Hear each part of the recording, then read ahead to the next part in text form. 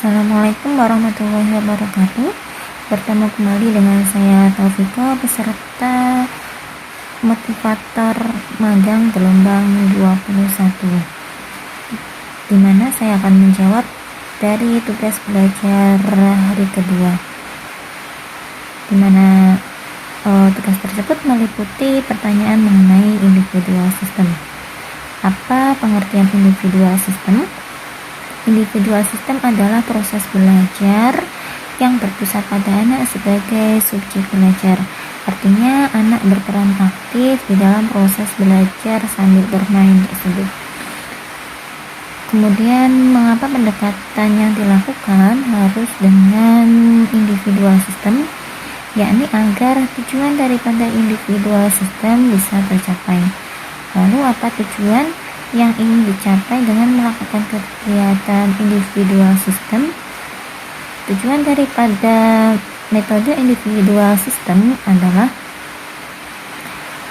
agar proses belajar dapat dilakukan secara bertahap ataupun small step system, karena tidak akan mungkin akan secara bertahap jika dilakukan dengan classical system. Kemudian pertanyaan selanjutnya, di Bimba, murid dan guru memiliki peran masing-masing. Sebutkan apa peran guru dan murid. Murid atau anak berperan sebagai subjek belajar. Artinya anak berperan aktif dalam kegiatan bermain sambil belajarnya.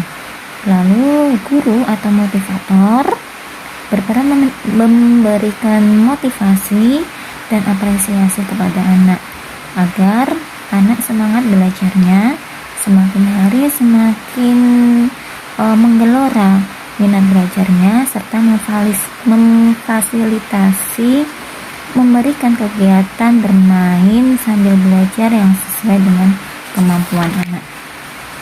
Lalu apa perbedaan antara metode individual system dengan classical system? Individual system adalah proses belajar yang berpusat pada anak sebagai subjek belajar. Pendekatan yang dilakukan sesuai dengan kemauan dan kemampuan anak, kemauan dan kemampuan masing-masing anak.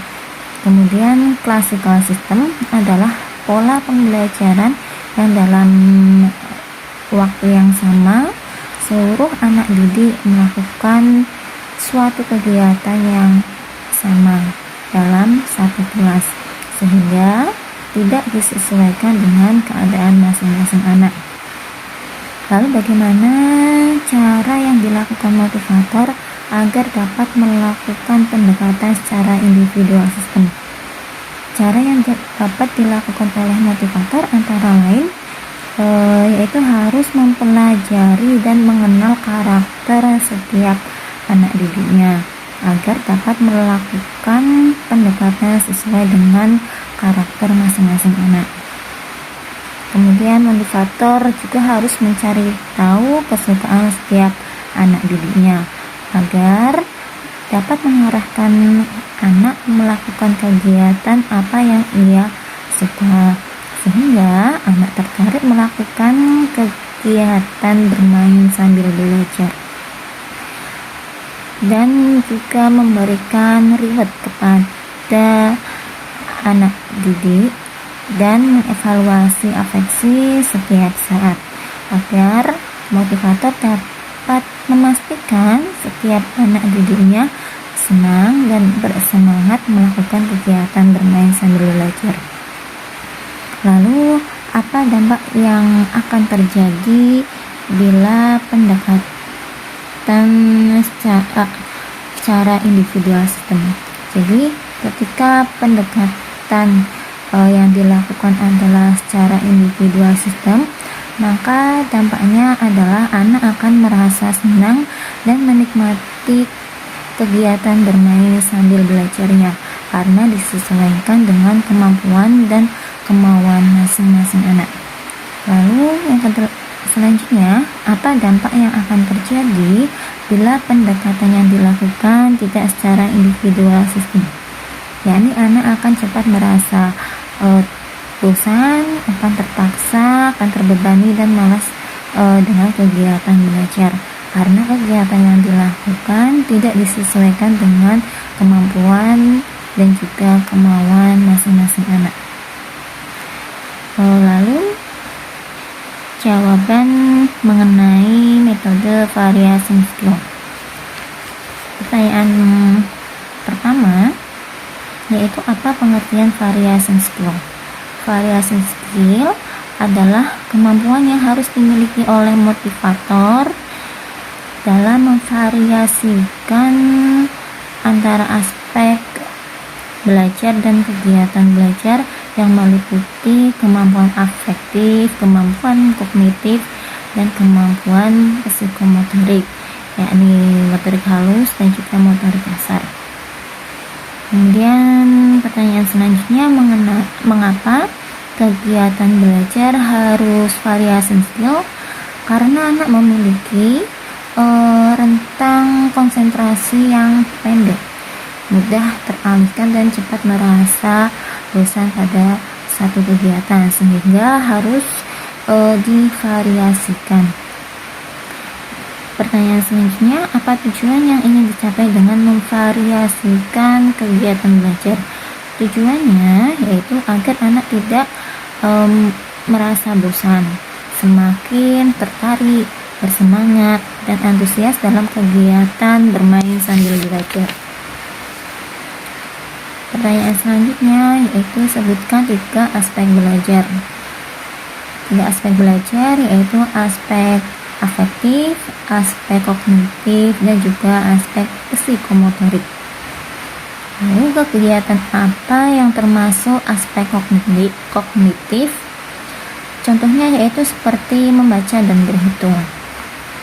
Kemudian kegiatan apa yang termasuk aspek afektif?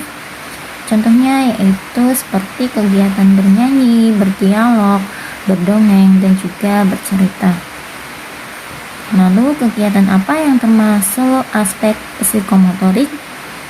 Untuk psikomotorik sendiri itu memiliki 2 macam, terbagi menjadi 2 yaitu psikomotorik kasar dan juga psikomotorik halus. Contoh kegiatan psikomotorik kasar seperti menangkap, melempar, dan menari. Sedangkan contoh psikomotorik halus itu seperti mewarnai, menarik garis, dan juga menulis. Lalu bagaimana cara motivator memvariasikan kegiatan belajar dengan aspek belajar? Yaitu dengan menggunakan teori bandul, di mana teori bandul ini mempunyai kegiatan prioritas atau kegiatan utama yang dalam hal ini adalah kegiatan baca-bacaan, di mana bermain baca-bacaan ini akan lebih banyak dibandingkan dengan kegiatan selingan.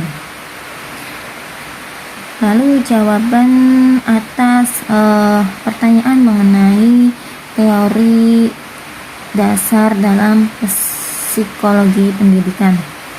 Yang pertama, apa yang dimaksud dengan the law effect atau hukum akibat? Jika kegiatan yang dilakukan itu fun learning, kegiatan yang dilakukan menyenangkan, maka anak akan mau mengulang kembali kegiatan tersebut tanpa paksaan dari siapapun. Lalu apa yang dimaksud dengan the law exercise atau hukum latihan?